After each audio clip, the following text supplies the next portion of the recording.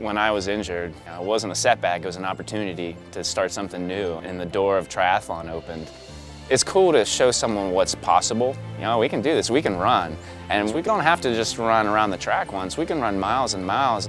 Whatever it is that you want to do, you can do, and we're just going to keep pushing and keep growing and progressing.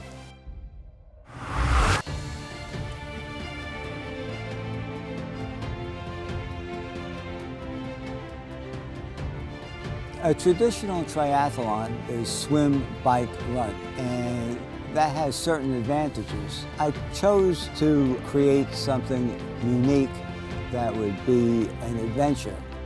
Don developed basically a training course that ultimately evolved into what we know as the SOS race course. In a typical triathlon, you're going to have a swim, followed by a bike, followed by a run.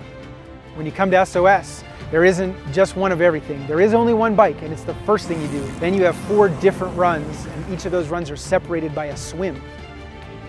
The mental game of SOS is one of the things I think that changes you as an athlete.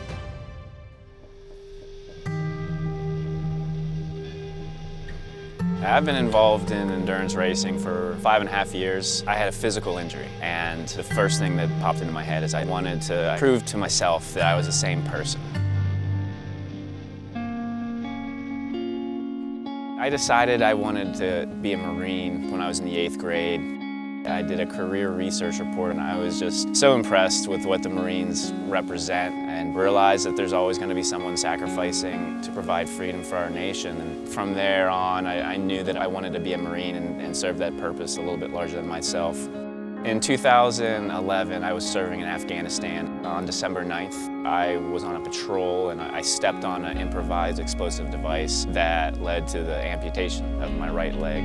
When I woke up in the hospital, I was in pain, I couldn't sit up, but honestly the first thought that went through my head was, I'm alive, and I get to go home and I get to see my daughter and my wife, and that was an important first thing to handle. And then the next step was, all right, let's move forward. What is it that I can still do? I think everything, but I'm not sure. There's a gentleman that approached me. He talked about the Challenge Athletes Foundation, and his question to me was, what sport do you want to do? I had recently lost a leg, and that wasn't most people's first words out of their mouth. I needed a physical challenge, and I couldn't think of anything harder at the time, so I was like, that's it. That's going to be my goal, to finish an Ironman triathlon. And I finished that race, but I've had opportunities to race in a lot of different races. It's just opened my eyes to what is out there. When I found out about the SOS, one, it seemed challenging. Sometimes you don't know what you're getting yourself into, but I just felt that this is going to be something special, and I don't want to miss this event. So when you think about some of the toughest people on the planet, U.S. Marines somewhere in the top of that conversation. You turn them into a triathlete, you got a pretty fierce individual there.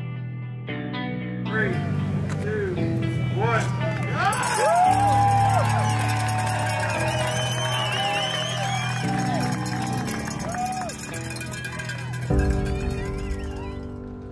My biggest challenge with this race is carrying my prosthetic run leg when I swim. I've never had to carry that run leg, and I cannot swim with it on. I plan on taking it apart, so it's 2 pieces, putting it into a waterproof pack, and then wearing that pack as I swim. I've always loved sports, but I've always loved the outdoors. So just being part of nature, it's hard to put together a better combination.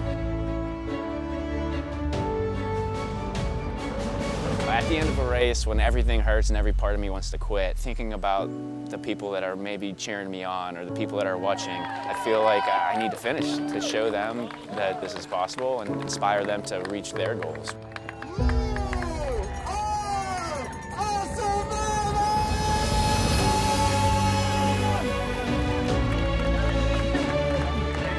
The SOS Triathlon stacks up with the most challenging things that I've done. When I was laying in the hospital bed, right after I lost my leg, I couldn't imagine the emotions that I'm feeling right now. If you set goals and you just don't quit, you'll get there. I hope everyone makes it to the top of this hill someday.